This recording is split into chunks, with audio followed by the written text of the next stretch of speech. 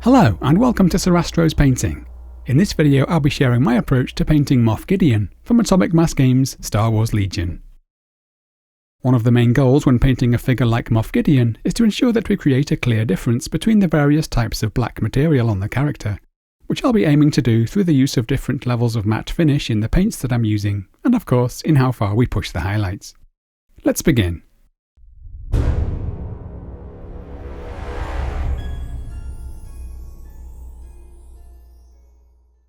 I began by applying some basing paste to the bare sections of the base, along with a light sprinkling of fine sand to add to the texture. Please note that I've also only attached the cloak with white tack at this stage. I'm now priming the figure in black. And here I've decided to add some grey zenithal highlights just to help reveal the details and contours of the sculpt.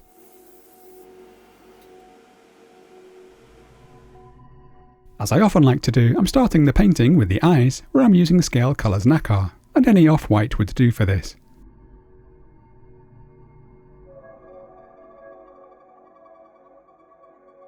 These are obviously way too big, so I'm now using some black to trim them back, and also to add some pupils, which will cut down through the whites of each eye.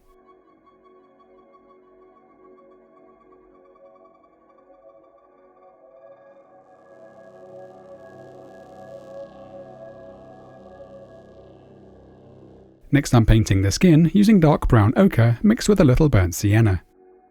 Something like Rhinox hide with a little Mournfang brown would also do here.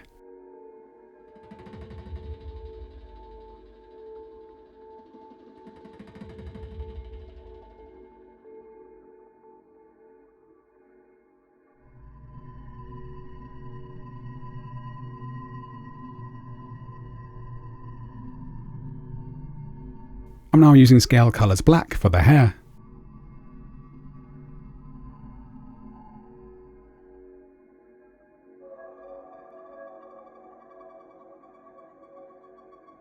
And I'm also using this for all of the areas of soft fabric. This means the suit, as well as the outer cloak. This black has a very matte finish, which I find ideal for rendering soft materials like this.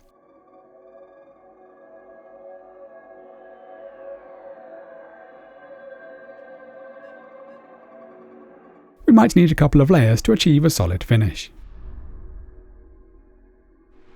Next I've chosen to paint the base, as there's a good chance I'm going to hit the boots whilst doing so, and I'm starting by painting the ground using orange leather.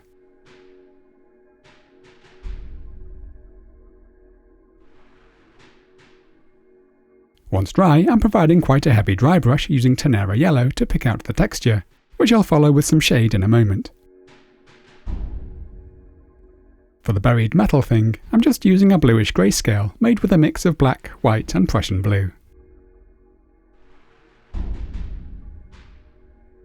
I'm starting nice and dark, then providing some rough highlights, pushing the values quite high to help create a metallic look.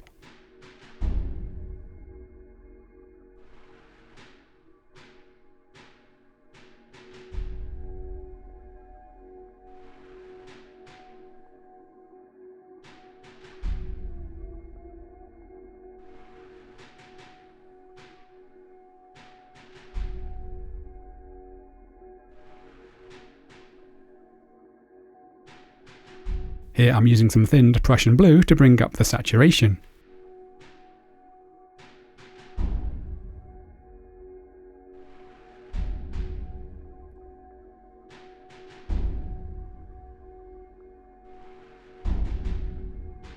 And I'm finishing the base off with my Geonosis shade mix of Agrax Earthshade and Fugan Orange.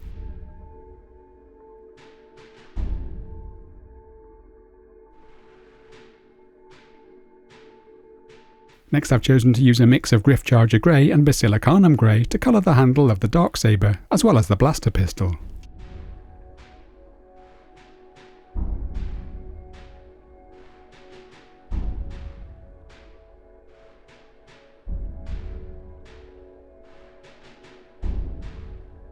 I'm now painting the inside of the cloak using deep red mixed with a little black in a couple of layers.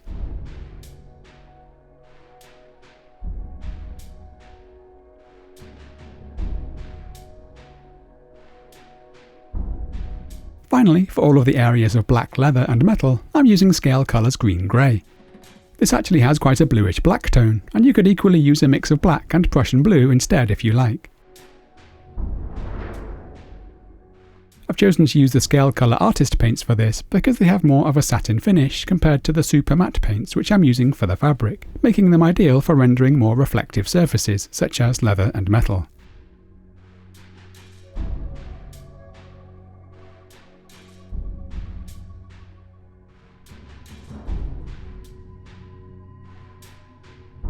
With the base colours complete, let's now add some highlights.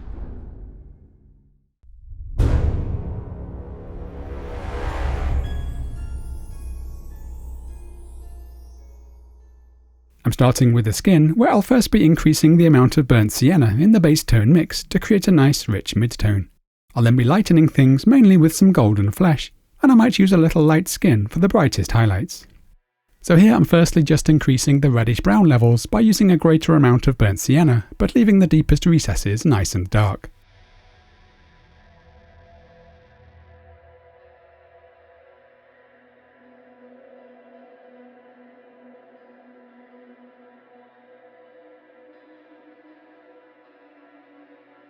I'm now adding increasing amounts of golden flesh to build up the highlights.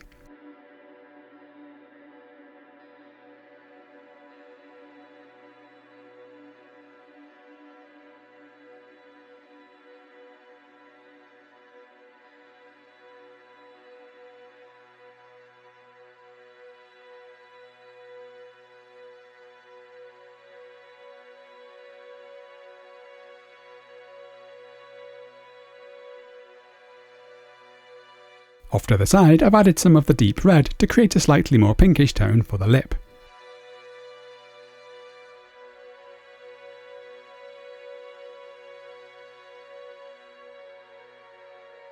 And here I'm mixing in some Prussian Blue to add a bluish tint to the chin area.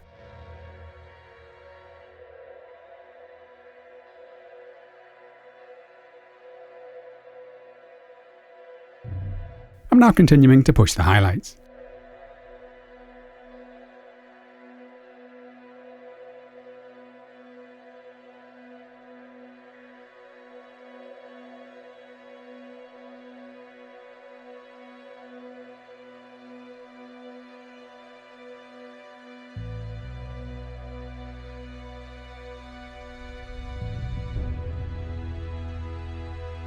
Along the way, I've chosen to strengthen the eyebrows with some black.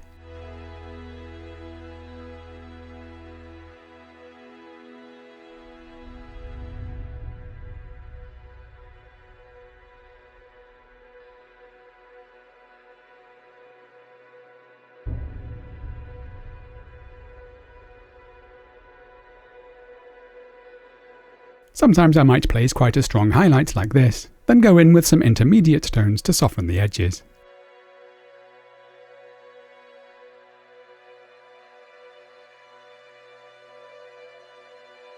I'm now adding some of the light skin to the golden flesh to create my brightest tone.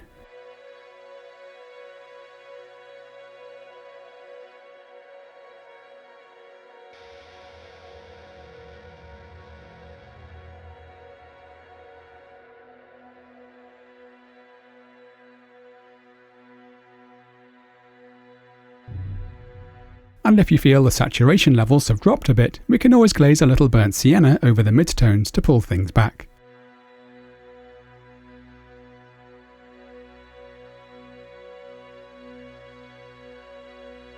I'm now just going back and forth a bit until I'm happy with how things look.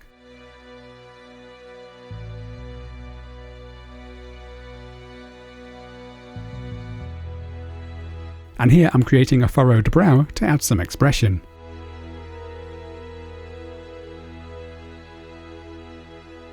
I might return to tweak things here in a while. Next I'm going to highlight the hair as well as the areas of soft fabric by simply adding increasing amounts of Anthracite Grey to the black base tone.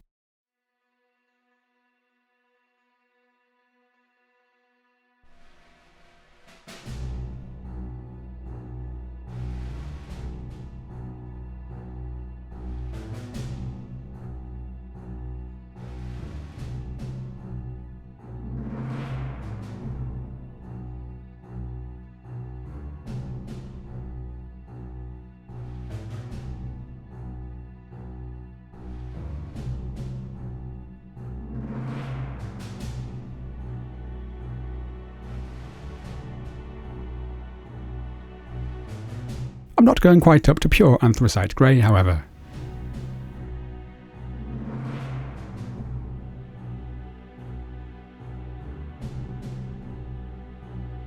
I'm going to highlight the inside of the cloak first, up to pure deep red, and then with the addition of some blood red. I'm focusing these highlights just on the lower portion, as the rest will be completely shadowed.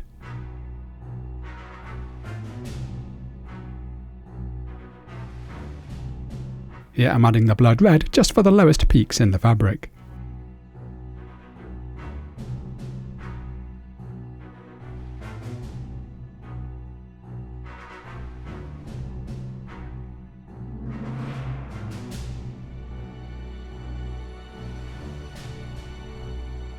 I've now decided to glue the cloak into place.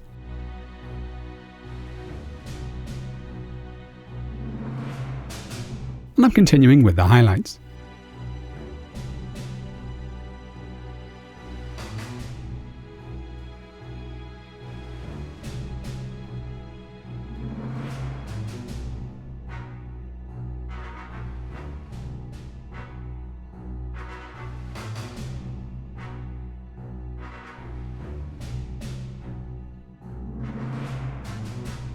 Finally, I'm going to highlight the leather and metal by simply adding increasing amounts of white to the green-grey base tone.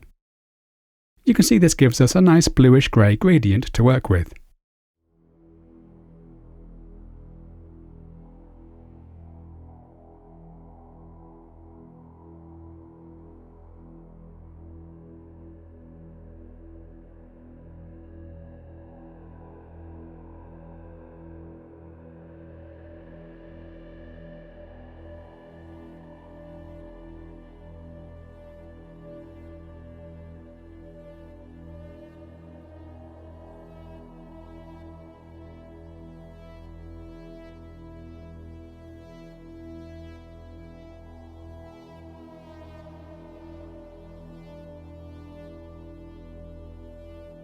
Here for the metal, I'm starting off being quite sketchy with my placement of highlights. We can then refine things as far as we like.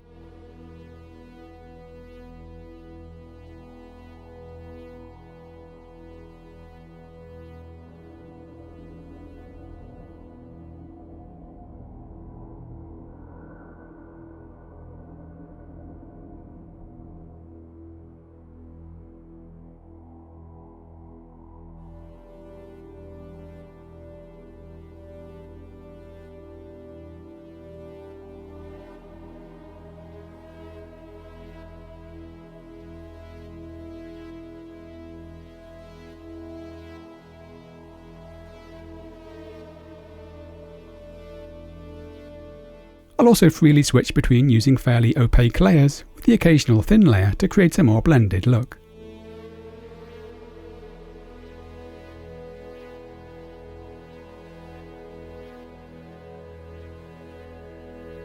I'm being pretty free in how I place these reflective highlights, and will often move things around a bit until I'm happy.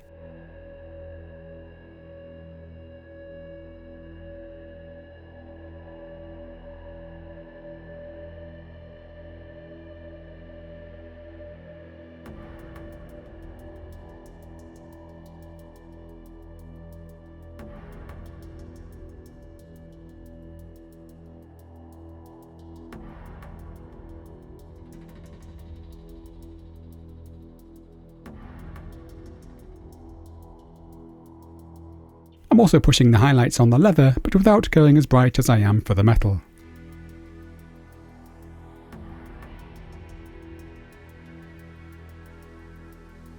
For a subtle bit of tonal variation, I might mix in a little vanilla white for the brightest highlights.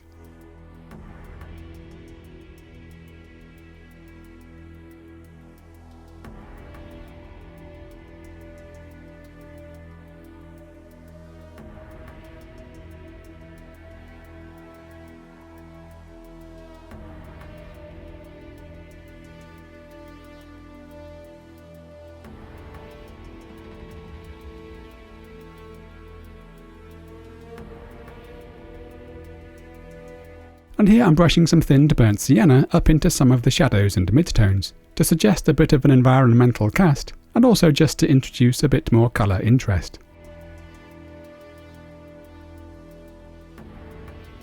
Notice the effect is a lot more subtle once the paint is dry.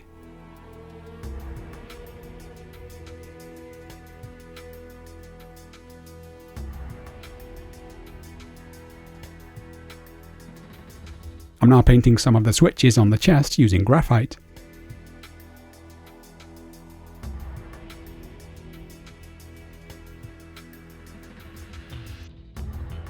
And I've mixed in some white for the central switch.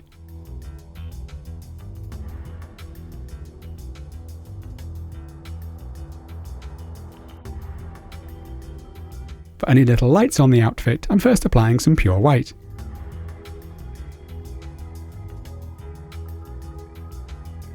We can then apply some fluorescent tones on top using whatever your go-to fluo paints might be. I'm using these super bright pigments by Hera models, which I'm simply mixing with a little matte varnish.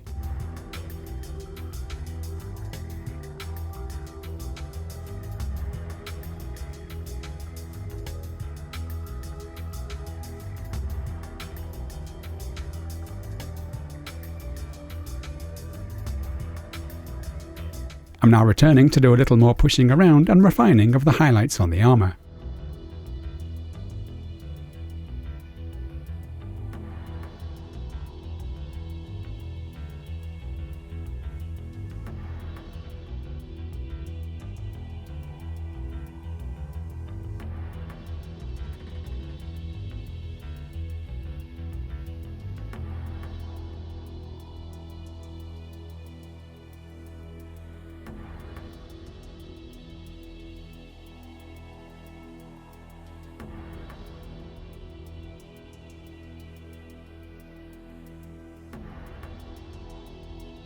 I'm pausing here to paint the trim of the belt using deep red.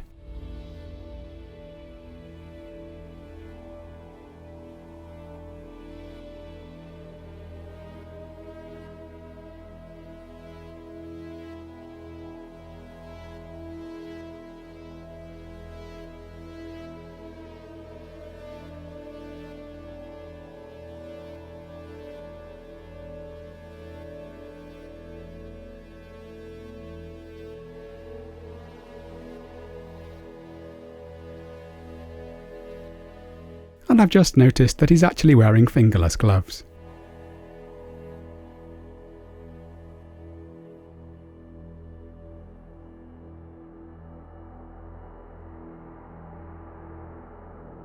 With that done, let's now add some finishing touches.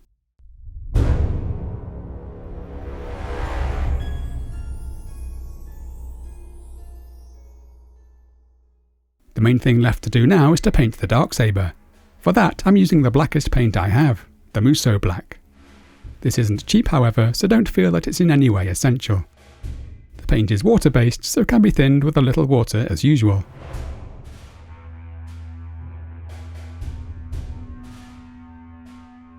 I'm applying the paint in a couple of layers to achieve maximum opacity.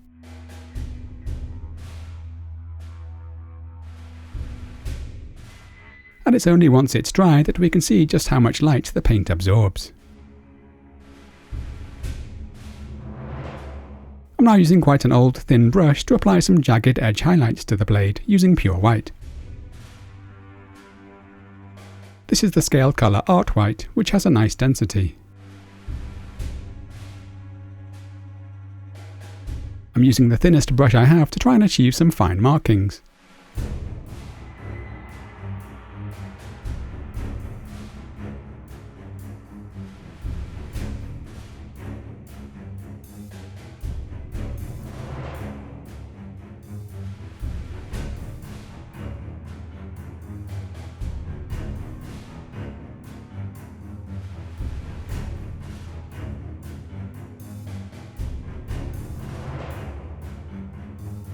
If you go too far with the white, we can simply go back in with some of the black.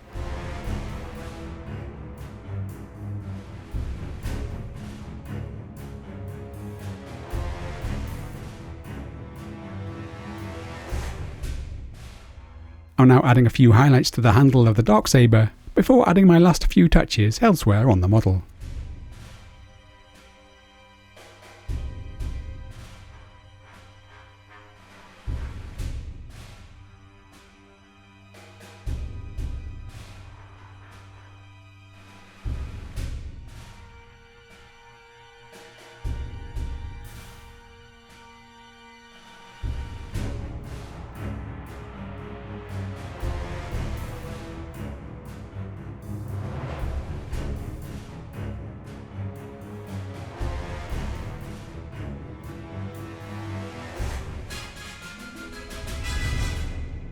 And this completes Moff Gideon.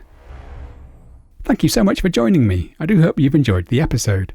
As usual, you'll find a full product list in the video description, along with links to all of my social media accounts. My very special thanks go out to my amazing patrons for their kind support.